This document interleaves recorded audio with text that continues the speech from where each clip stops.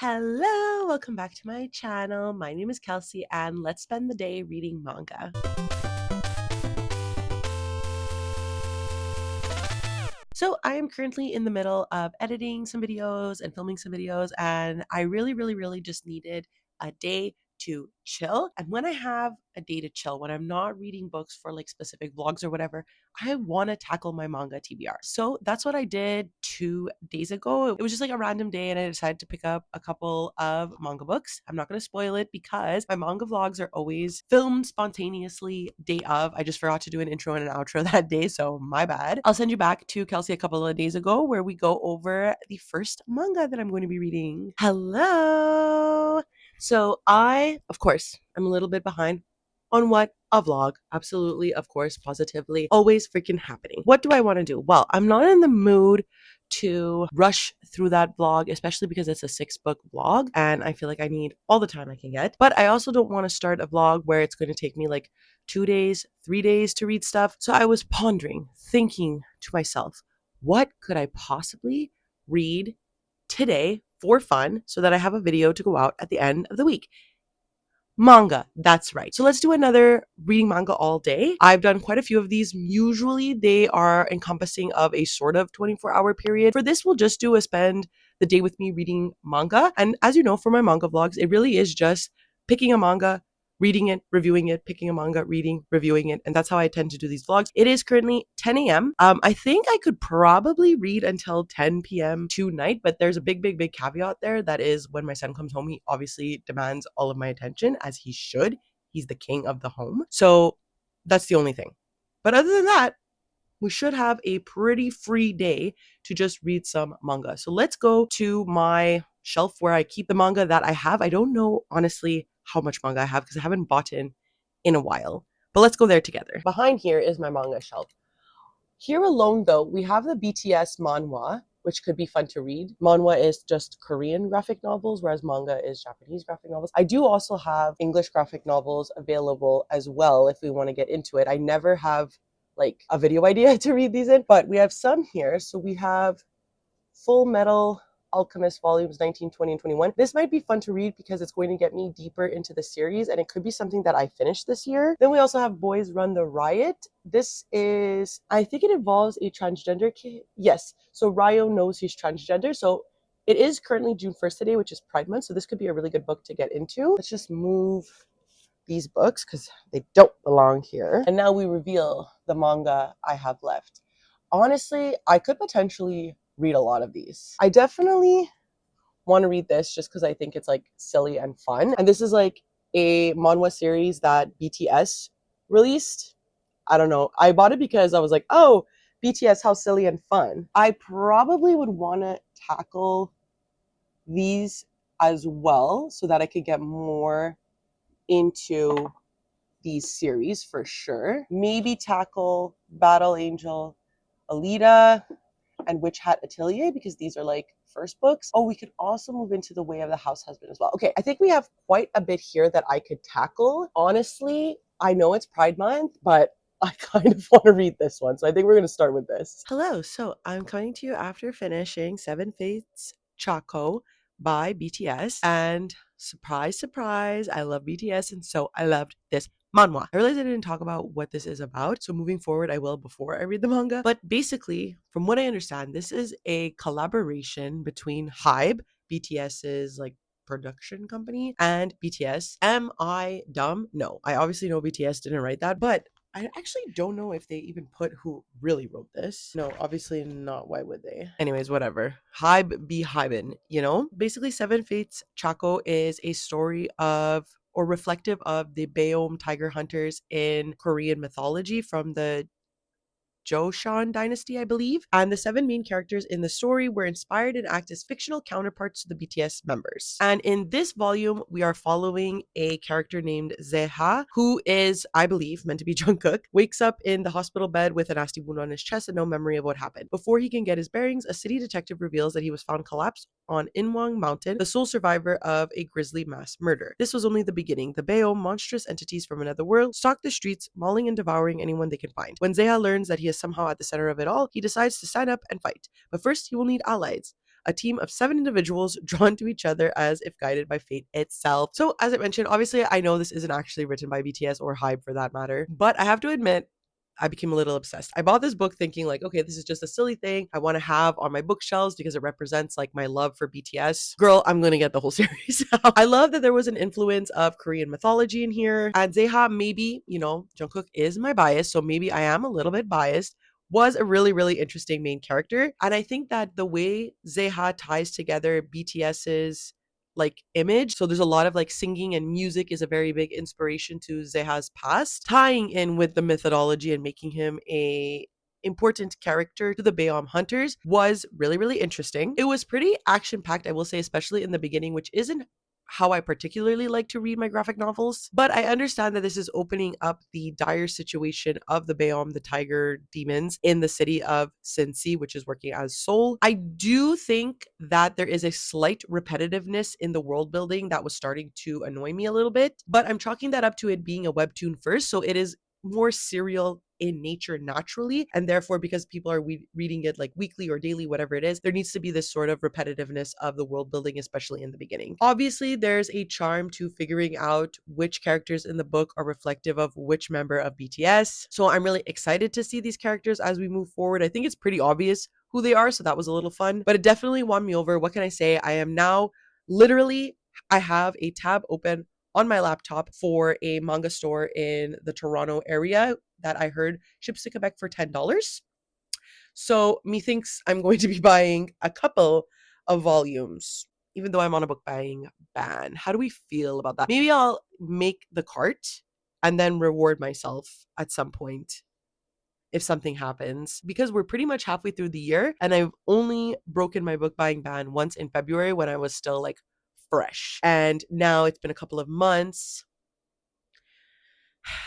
Maybe I'll reward myself towards the end of the year, but keep this opened with possibilities. The next manga I'm going to read, I'm definitely feeling Jujutsu Kaisen. I haven't read another volume besides volume 1 in forever, and I really, really, really liked volume 1. I think I rated it, if correct me if I'm wrong, I think 5 stars. In a world where cursed spirits feed on unsuspecting humans, fragments of the legendary and feared demon Ryomen Sakuna have been lost and scattered about. Should any demon consume Sakuna's body parts, the power they gain could destroy the world as we know it. Fortunately, there exists a mysterious school of Jujutsu sorcerers who exist to protect the precarious existence of the living from the supernatural. And I know one of our main characters is infected by this fragment of the legendary demon. So I'm going to pick this up now. I'm very excited because I just feel like everybody talks about JJK a lot, and I know I would like JJK, and I'm sure people are talking about both the anime and the manga. Definitely keen to continue in this series. It's one that I'm excited to, so I'm going to get into it right now. All right, so I finished Jujutsu Kaisen Volume 2 by Gege Akutami, and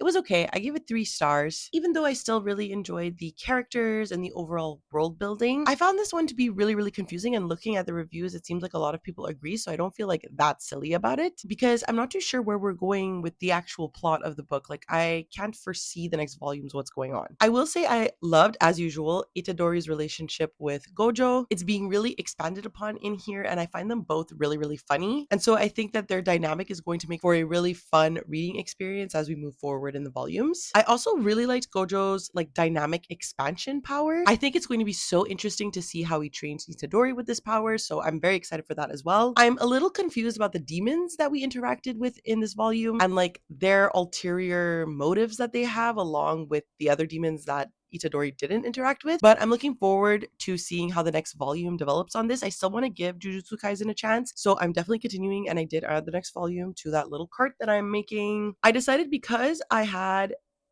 2 instances of like superhero, not superhero, but like people fighting these like demon entities. I didn't want to move into My Hero Academia because I have that, and I didn't want to move into Demon Slayer because I also have that, both of them involving like a hero beating up type of vibe. So I decided, why not go into The Promised Neverland? This is by Kayu Shirai, and I really, really like these volumes. So it's about a group of orphans who live at this home called Gracefield House, and they basically all live there. They're overseen by these group of mothers, and their caretaker takes care of them every day. They are schooled there, they are fed there, they are raised there, and at the end of the first volume, you learn the particular reason as to why they are being raised so well. So this first volume fucked me up and I needed to continue immediately. So we're moving into the third volume and I will update you as soon as I'm done. Hello, hello. So I just finished The Promised Neverland Volume 3 and let's talk about it. I really, really, really love this series. It's so good and so scary. I feel the tension. I'm like literally on edge every single time I pick up a volume of this series because ultimately, what I think is the most scary aspect of this book is that you are following the perspective of children and they are at the same time trying to escape from this school that they attend, but they are ultimately trying to navigate around the evils of a world that they do not know. Shirai's art is so creepy and it makes every single page involving the adults in this book to be really unsettling. I'm so intrigued by where this series is going. I don't want to get too much into spoilers, but it's specifically involving what happens to Sister Crone in this book. It was so unexpected. I really thought that the kids were going to gather more information from her as the series moved on. So I'm very intrigued to see where this plot is going next because I absolutely have no idea, but I'm ready to be along for the ride because every volume of this is so captivating. I give it 4 stars, really liked it. I think though I'm done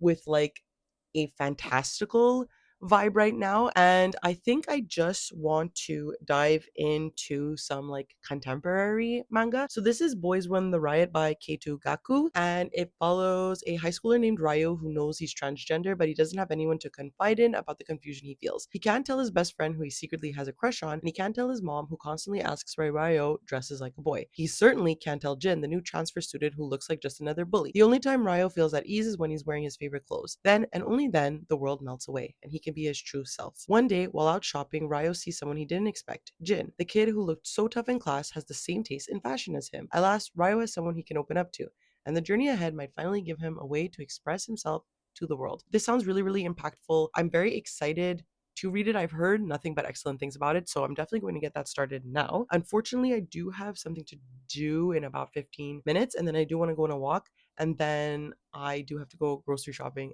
and then pick up my son. I think I could probably get this read before supper time tonight, and then we'll probably read maybe a volume or two before bed, and then the video is done. Hello. So I'm trying to do this quietly because my baby is asleep. I did read Boys Run the Riot by Keito Gaku, and I love when I pick up a new manga series and I can immediately tell that I'm going to love it. Firstly, I think the artwork in here is so beautiful, and I think Gaku really did a great job at capturing the personalities and the way that our characters are feeling so well. Obviously, Ryo in this book is arguably the most important character. And you can tell that Gaku is really pulling from his experience as a trans man. So it's an own voices experience that I really appreciate. Ryo is really struggling in this book with being himself and being brave, but he does his best to kind of rebel in any way that he can. And part of that comes with his friendship with Jin. I found Jin to be a really sweet character. He immediately believes in Ryo. He doesn't really care. He's really there for him as a friend and helping him become like unashamed for who he is. And I like that message in general that the book has. It is, yes, about this transgender teenager, but also about just being in general unashamed of who you are. And I think, unfortunately, it is sort of a very, very, very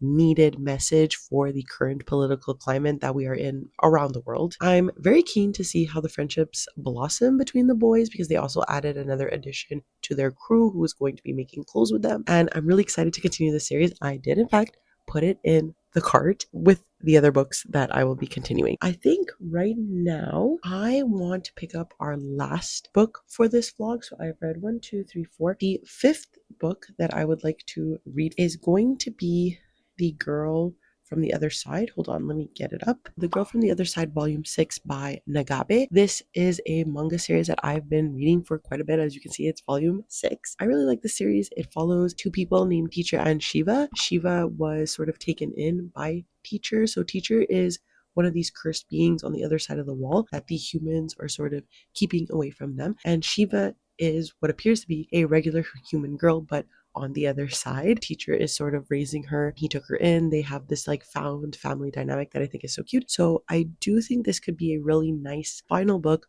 for this vlog. It is currently 10:45 p.m. So I have just enough time to read this book and finish it out. I might potentially close out this vlog, record an intro and an outro tomorrow at work, but you'll know before I do. Hello, welcome to the end of the vlog. It is in fact a couple of days later, as you saw in the intro, because I forgot to record an outro. But the last time I left you, I told you my plans to read The Girl from the Other Side by Nagabe. Did that happen? I could tell you confidently it did not. I went to go take it out from the library and I saw that it was already checked out. So I was like, oh shit, this is how I read this manga series. I didn't think that it would be checked out already. So what's available? And I saw that Blood on the Tracks Volume 5 was available. Blood on the Tracks by Shuzo Oshimi is, I would say, probably one of my more favorite manga series that I am currently reading. It's super, super creepy. As you may have realized if you've been following my channel for a while, I've gotten very into horror the last few years.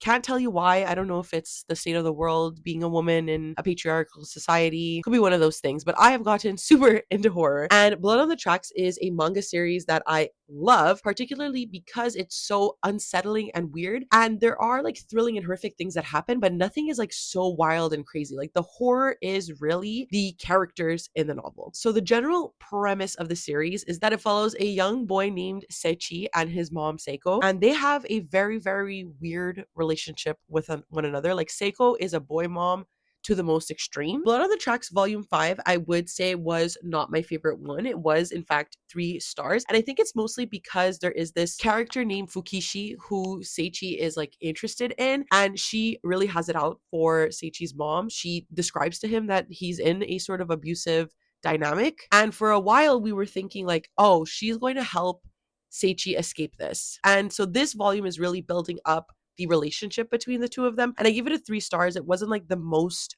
wild or crazy, but the ending, the way that Oshimi draws faces is, I kid you not, the most disturbing images I've ever seen. Because it ended so crazy, I was like, well, I have to continue. Volume 6 is available at my library. So I promptly checked that one out. And this one was even more fucked up. My review for this volume was, Jesus Christ, what the fuck? So if that tells you anything, I don't even want to get into spoilers about what the specific volumes are about, but we're developing more on what Seichi's mom did in that first volume and how this is slowly coming to light, and the intense manipulation that Seiko has on her son and how she's changing his dynamic with her and sort of isolating him from everybody else. So he's only with her. Very incestual, very weird. 4 stars for that. At that point, it was like 12 p.m. and I'm like, you know what? I can read another one. So I took out Blood on the Tracks, Volume 7. Another 4 stars. The manipulation from the mother in the series is becoming more, it was always there, but I find in the first few volumes it was more subtle. And so you're kind of living like Seichi's life where you're like, is my mom like really that abusive? Am I crazy? Like, am I being manipulated? And now in these volumes, Seichi has completely like collapsed into his mother's manipulative embrace. Now you're seeing Seichi's relationship with his mom from an outside perspective. So it's like super, super, super disturbing. And you're like, oh my God, stop listening to her. But I can't look away. And then it was like 12:30 and I'm like, well, there's only one more volume left available at my library. And that was Blood on the Tracks Volume 8. Now, what's really interesting is that this is the first volume where the cover of the novel is in black and white. And so I was very intrigued by that because I was like, well, all the other volumes have color on their like front covers, and I started realizing like, oh, Shuzo Oshimi is very, very good at drawing, and like I said, he draws extremely disturbing characters. This was the first time that I noticed that the shading in the book is very reflective of Seichi's like mental state. Oshimi is really utilizing the shading and the page amount, like the amount of space on the page, to really show how much Seichi is like losing his sense of reality. I would love to reread this manga series and go into the manga series knowing that and seeing how much detail is placed in the beginning of the novel and how like less shading there might be. And as he's slowly descending into this like unreliable mental state how the shading and page space is utilized. I need to pick up the next one very, very soon. It wasn't available at the library. I had to binge those 4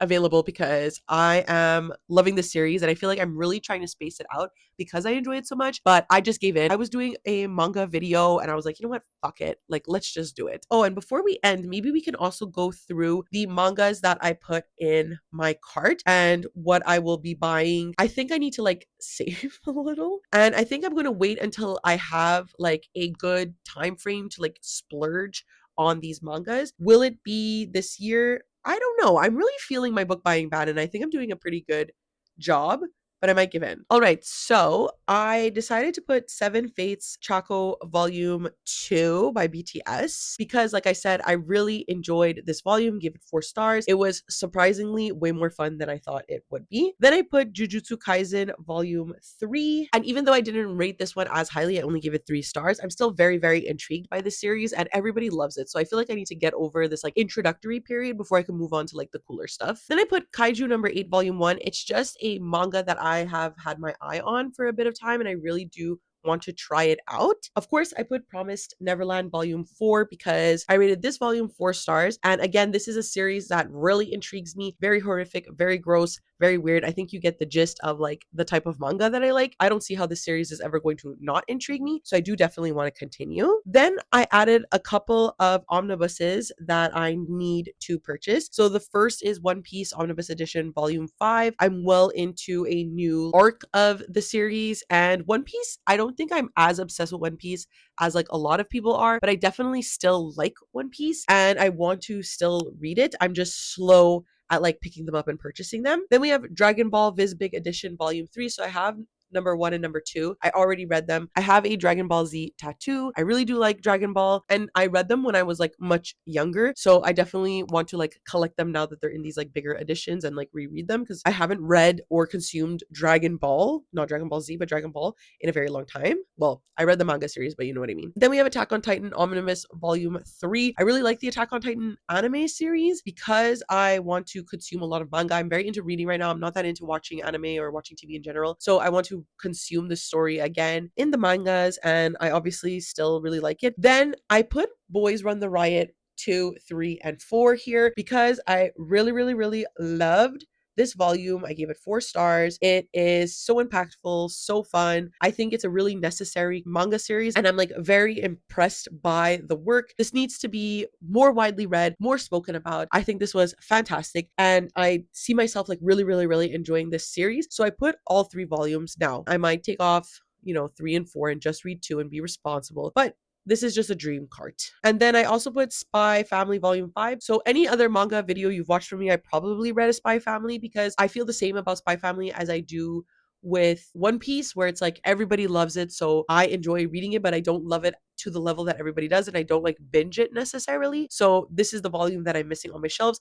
Otherwise, I would have read it for this video. So shame on me. And that's it. Those are all of the manga series that I've read and what I plan to be purchasing next. Please let me know down below if you've read any of these. Do you like them? Do you hate them? Should I give up on some? Let me know. Are there any mangas that you think I should read? Do you have any suggestions for me? Let me know too. I am a well-versed manga reader, but if you have any suggestions, let me know. And you can follow me on any of my other social medias. I do leave a link down below to my Twitter, Goodreads, and Instagram if you would like to follow me there. I'm trying to be more positive. So let's just say that social media will be here to stay so that we can stay connected to each other and it won't fall to the whims of capitalism. So if it's there, you can follow me there. And of course, because it is the end of the video, please do not forget to like, subscribe, and ring the notification bell. It does wonders for my channel, makes me feel really good. And that's it. I never know how to end these things, so I will see you next time. Okay, bye!